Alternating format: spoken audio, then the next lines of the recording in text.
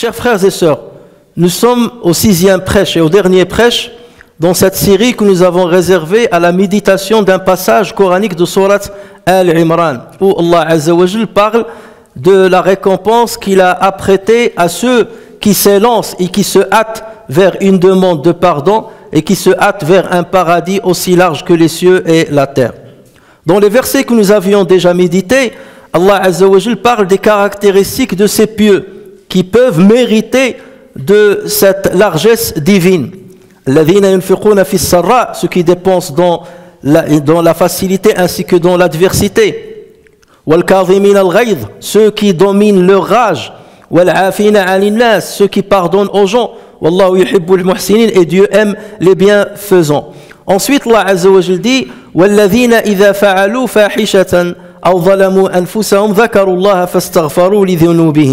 et pour ceux, c'est-à-dire ce paradis va être préparé pour ceux qui, s'ils ont commis quelques turpitudes ou causé quelques préjudices à leur propre personne, se souviennent d'Allah. Ils se souviennent d'Allah et demandent pardon pour leurs péchés. Et qui est-ce qui pardonne les péchés sinon Allah? Et qui ne persiste pas sciemment dans le mal qu'ils ont fait. La première remarque que nous pouvons remarquer, entre les premières caractéristiques qu'Allah Azza wa Jalla a citées et ces nouvelles caractéristiques, c'est que les premières caractéristiques concernent le comportement du musulman à l'égard des autres.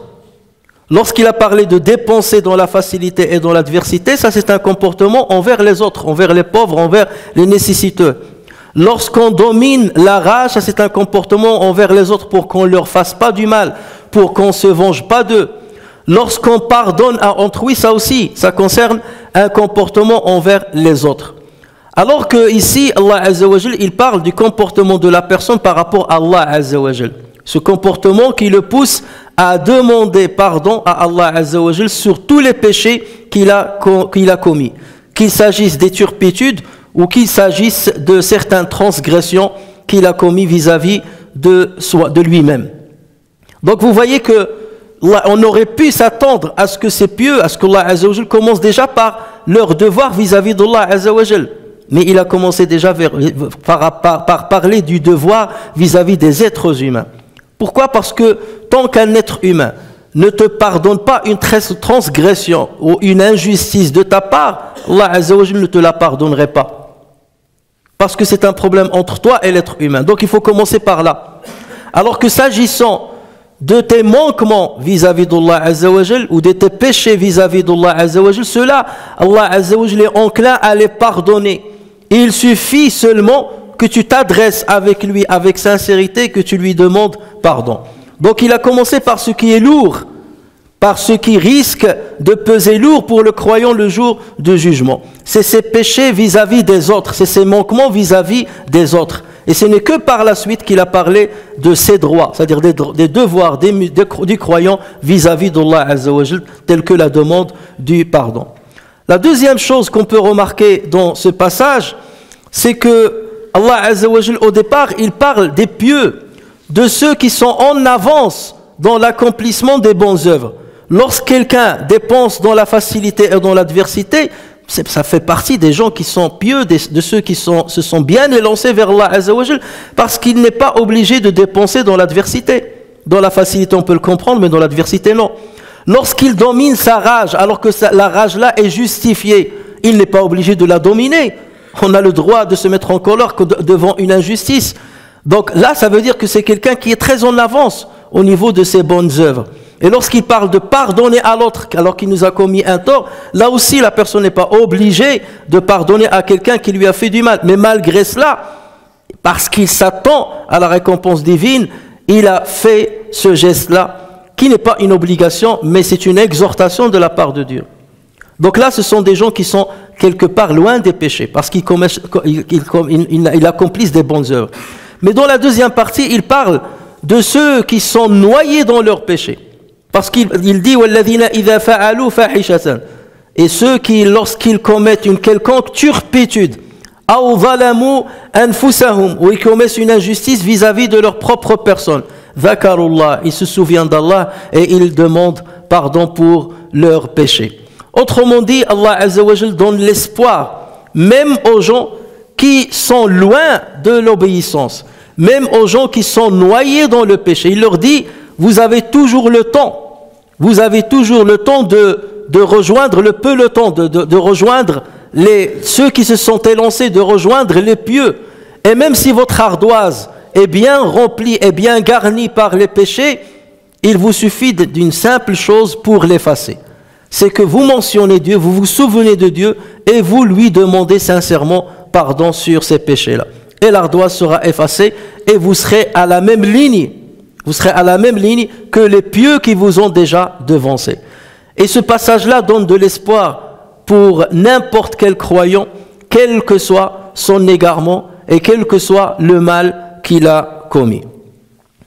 Lorsqu'Allah Azza wa Jal a cité Al-Fahisha, il a cité tout de suite Dhulmun Nafs, commettre de l'injustice par rapport à soi-même ou commettre un préjudice par rapport à soi-même. Les savants ont expliqué ce qu'est le Fahisha et ce que c'est que Dhulmu An-Nafs. Mais d'une manière générale, ils s'accordent à dire que le Fahisha fait référence au grand péché. Comme Zina, par exemple, Allah Azza wa Jal l'a nominativement cité ou qualifié de Fahisha. Donc, il s'agit des grands péchés, ça fait référence aux grands péchés.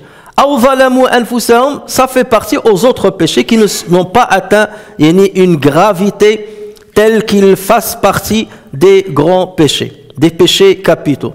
Autrement dit, même la personne qui s'est vraiment égarée a toujours la chance de se ressaisir et de revenir sur le chemin d'Allah Azza wa Jal et d'aspirer à la récompense divine. Donc personne n'est justement écarté de cet espoir de revenir vers Allah Azza wa Jal et de commencer une nouvelle vie et d'ouvrir une nouvelle page avec Allah Azza wa Jal. وَالَّذِينَ إِذَا فَعَلُوا فَاحِشَةً أَوْ ظَلَمُوا أَنفُسَهُمْ ذَكَرُوا اللَّهِ, ils se souviennent d'Allah, ça c'est la première chose. Ils se souviennent d'Allah. Cette parole-là a été expliquée de deux manières. La première manière, ils se souviennent d'Allah, ça veut dire qu'ils se souviennent de la menace d'Allah Azza wa Jal concernant ces péchés qu'ils ont commis. Et ils se souviennent du jugement devant Allah, le jour de jugement, le jour de la résurrection. Et ils se souviennent du jour de la reddition, où ils devront rendre compte à Allah Azza wa Jal de tout ce qu'ils ont fait sur terre. Donc à peine le croyant a commis une turpitude ou bien une transgression vis-à-vis de lui-même, il se souvient de ce qu'il attend. Il se souvient d'Allah Azza wa Jal. Il se souvient qu'il va être dressé devant Allah Azza wa Jal pour rendre compte sur les petits et les grands péchés. Et dès que ce souvenir vient à leur mémoire, ça va générer en eux une crainte révérentielle, une peur. Et c'est cette peur-là qui va les motiver afin de demander un pardon sincère à Allah Azza wa Jal, afin de regretter ce qu'ils ont commis et de s'engager à ne plus refaire le péché qu'ils ont déjà commis. Et donc ce souvenir est très très important, parce que s'il n'y a pas ce souvenir, il n'y a pas ce sentiment de crainte qui va accompagner la demande du pardon. Donc ça c'est la première explication. Et d'ailleurs, on trouve dans un passage coranique quelque chose qui ressemble à ce sens-là, lorsqu'Allah Azza wa Jal a dit « Inna alladhina idha massahum ta'ifun min ash-shaytani tadhakkaru fa idha hum mubsirun » Ceux qui pratiquent la piété, lorsqu'une suggestion du diable les touche, se rappellent du châtiment d'Allah et les voilà devenus clairvoyants. Donc lorsqu'il y a une petite suggestion qui vient de la part de Shaitan, qui passe par leur esprit, tout de suite, il se souvient d'Allah Azza wa Jal, il se souvient de son châtiment. Et dans ce cas, ils ne commettent pas le péché, ou bien ils reviennent à Allah Azza wa Jal. Les voici clairvoyants. Ils voient qu'ils sont en train de s'engager dans un chemin qui va leur faire risquer le paradis. La deuxième signification ou interprétation qui a été donnée à ce passage, Dhakarullah, ça veut dire que avant même de demander pardon à Allah Azza wa Jal, avant même d'accomplir l'istighfar, il commence déjà par faire des éloges à l'endroit d'Allah Azza wa Jal. Parce que lorsqu'on veut demander quelque chose à Allah Azza wa Jal, il ne faut pas y aller directement. Ya Rabbi, donne-moi ceci, Ya Rabbi, donne-moi cela. On commence déjà par faire des louanges et par faire des éloges à Allah Azza wa Jal avant de présenter notre requête, avant de présenter notre demande. Et c'est ce que Allah Azza wa Jal nous a expliqué, par exemple, dans Surat Al-Fatiha. Nous commençons par les louanges, Alhamdulillah Rabbil Alamin, Ar-Rahman, Ar-Rahim, nous mentionnons les noms et les bons attributs d'Allah Azza wa Jal, Maliki Yawmiddin, Iyaka na'budu wa iyaka nasta'in. Ce n'est qu'après qu'on présente notre demande, Ihdina as-sirata al-mustaqim, guide-nous dans le droit chemin. Et donc cette procédure-là, il faut qu'il soit respecté par le musulman s'il aspire à un pardon de la part de son Seigneur. Et pour que le pardon soit agréé et accepté par Allah Azza wa Jal, il ne suffit pas de le formuler verbalement. Il faut que le cœur accompagne la langue. Donc il faut un engagement double, un engagement par la parole et un engagement par le cœur. Par le cœur, c'est le fait de ressentir un regret profond sur ce qu'on a fait. Parce que tu ne peux pas te réjouir encore d'un péché et demander à Allah Azza wa Jal de te le pardonner. Tu penses au péché ou tu dis, ah, qu'il est beau ce péché-là, qu'il est délicieux ce péché-là. Et en même temps, je demande à Allah Azza wa Jal de me pardonner. Là, c'est un vrai mensonge et un manque de respect vis-à-vis d'Allah Azza wa Jal. La demande du pardon, la repentance ne peut avoir lieu que lorsqu'il y a un regret profond dans le cœur. Que lorsque le cœur s'engage à ne pas s'engager une deuxième fois dans ce péché-là. Et même si s'affaiblit une deuxième, une troisième, une quatrième fois, et il recommet une autre fois ce péché, il commet encore une fois ce péché, il s'engage de nouveau pour ne pas le commettre. Mais au fond de lui, il le regrette amèrement. Et c'est pour ça que certains savants disent, un péché qui a poussé celui qui l'a commis à pleurer est mieux qu'un bienfait qui a poussé celui qui l'a fait à se vanter et à être orgueilleux d'avoir accompli une bonne adoration. Le regret, c'est la partie la plus importante de la repentance.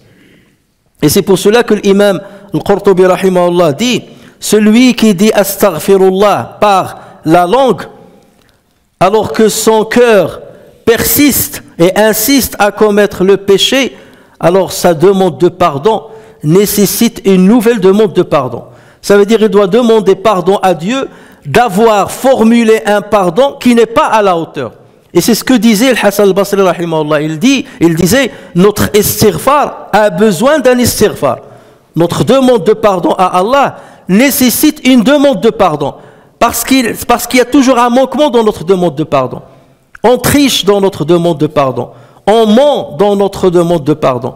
Et cette demande-là n'est pas à la hauteur. Elle-même, elle nécessite une nouvelle demande de pardon pour qu'Allah Azza wa Jal agrée notre demande. Chers frères et sœurs, lorsque le musulman respecte les conditions d'une repentance et d'une demande du pardon, d'un istighfar, comme le fait de regretter le péché, de s'engager à ne plus le refaire et d'arrêter le péché immédiatement, Allah Azza wa Jal lui promet un pardon de sa part. Et là c'est automatique, tu respectes cette condition, Allah Azza wa Jal respecte son engagement. Et à ce propos, Allah Azza wa Jal dit ce qui signifie, quiconque agit mal ou fait du tort à lui-même, puis aussitôt implore d'Allah le pardon, trouvera Allah pardonneur et miséricordieux. Il trouvera Allah pardonneur et miséricordieux. Sachez que la demande de pardon a énormément de mérites. Et le premier de ces mérites, c'est qu'Allah Azza wa Jal lève sa colère. Il lève sa colère par laquelle il peut toucher un groupe de musulmans. Nous sommes dans une période où les musulmans se plaignent de ne pas avoir des largesses, se plaignent des tremblements de terre, se plaignent des sécheresses, se plaignent de beaucoup de choses. Mais lorsqu'on va voir leur état, on trouve que peu parmi eux s'adressent à Allah Azza wa Jal en implorant son pardon. Donc comment voulez-vous qu'Allah Azza wa Jal lève sa colère sur cette communauté? Regardez ce qu'Allah Azza wa Jal dit au prophète sallallahu alayhi wa sallam. Il lui dit ce qui signifie Allah n'est point tel qu'il les châtie alors que tu es parmi eux. Et Allah n'est point tel qu'il les châtie alors qu'il demande pardon. Ça veut dire tant que tu es avec eux, ô Muhammad, sallallahu alayhi wa sallam, tant que tu es avec eux, Dieu ne va pas les châtier. Et tant qu'il implore le pardon, il ne va pas les châtier. Abu Moussa al-Ash'ari, radiyallahu anhu, disait, nous avions deux sécurités. Nous avions deux moyens de sécurité. Quant à la première, elle est partie. C'est le prophète, sallallahu alayhi wa sallam. Maintenant qu'il est décédé, cette première cause de sécurité est partie. Et il ne reste plus qu'une seule. C'est le fait de demander le pardon à Allah Azza wa Jal. Et si celle-ci disparaît, nous allons périr. Et malheureusement, c'est ce qui arrive à la communauté musulmane dans beaucoup d'endroits où on ne trouve que rarement des musulmans qui implorent le pardon d'Allah Azza wa Jal, ou que rarement quelques musulmans qui vont se lever le dernier tiers de la nuit pour implorer le pardon d'Allah Azza wa Jal. Si les musulmans, dans les premières périodes, ont triomphé de leur ennemi et ils avaient de la force, c'est parce qu'ils étaient accompagnés par la bénédiction d'Allah Azza wa Jal qu'ils avaient mérité par leur imploration de pardon et par leur proximité de Allah Tabaraka wa Ta'ala. On n'obtient pas le triomphe si on ne met pas Allah Azza wa Jal dans notre cœur et si on ne maintient pas un lien privilégié et étroit avec lui. Le deuxième bienfait de l'istighfar, le deuxième mérite de l'istighfar, c'est qu'il nous fait ramener à toute la communauté beaucoup de biens matériels. Regardez lorsque Nuh alayhi salam s'est adressé à son peuple, il leur a dit: implorez le pardon de votre Seigneur, istaghfiru rabbakum, implorez le pardon de votre Seigneur car il est grand pardonneur, pour qu'il vous envoie du ciel des pluies abondantes et qu'il vous accorde beaucoup de biens et d'enfants et vous donne des jardins et vous donne des rivières. Voici la récompense à la communauté tout entière lorsqu'elle implore le pardon d'Allah Azza wa Jal. Et si ceci est vrai pour le groupe, il l'est aussi pour les individus, individu par individu. Et ça, c'est le troisième mérite de la demande, de l'imploration du pardon. Puisqu'Allah Azza wa Jal dit, ce qui signifie demandez pardon à votre Seigneur, ensuite revenez à lui, il vous accordera une belle jouissance jusqu'à un terme fixé. Le terme fixé, c'est votre mort. Il vous accordera une belle jouissance jusqu'à votre mort. Et il accordera à chaque méritant l'honneur qu'il mérite. La bonne jouissance, c'est qu'Allah Azza wa Jal lui donne des largesses dans son rizq. Si tu vois que tu as des largesses, alors que tu ne fais pas partie des pardonneurs, de ceux qui demandent pardon, sache que c'est un piège dans lequel Allah Azza wa Jal te met. C'est un piège, ce n'est pas un bienfait. Tu as des largesses, ou au niveau des implorations, tu es très économe. Ou là, ça n'existe pas chez toi. Ne dis pas Alhamdulillah, Allah Azza wa Jal, là, tu es dans un vrai piège, tu es dans un vrai examen, et tu dois rendre compte de ces bienfaits par lesquels Allah Azza wa Jal t'a comblé. Qatada, rahimahullah, a dit, ce Coran vous indique la maladie et vous indique le moyen de la guérir. La maladie, c'est le péché, et le moyen de la guérir, c'est l'imploration du pardon. Le quatrième mérite de l'imploration du pardon, c'est que Allah Azza wa Jal efface par sa demande tous les péchés qu'a commis le croyant, quelle que soit leur gravité. L'imam Tirmidhi rapporte un hadith sahih, authentique sur Anas ibn Malik qui dit: j'ai entendu le prophète sallallahu alayhi wa sallam dire, Allah Azza wa Jal dit, et là il s'agit d'un hadith qudsi, Allah Azza wa Jal dit: ô fils d'Adam, tant que tu m'invoques et tu as espoir en moi, je te pardonne ce qu'il y a en toi et n'en tiens pas compte. Ô fils d'Adam, si tes péchés atteignent le niveau des cieux, puis tu me demandes pardon, je te pardonne et n'en tiens pas compte. Ô fils d'Adam, certes, si tu viens à moi avec l'équivalent de la terre remplie de péchés, mais que tu me rencontres sans m'avoir rien associé, alors je te rencontrerai avec autant de pardon. نفعني الله وإياكم بالقرآن الكريم وبحديث سيد الأولين والآخرين وغفر الله لي ولكم ولسائر المسلمين ويرحم الله عبدا قال آمين.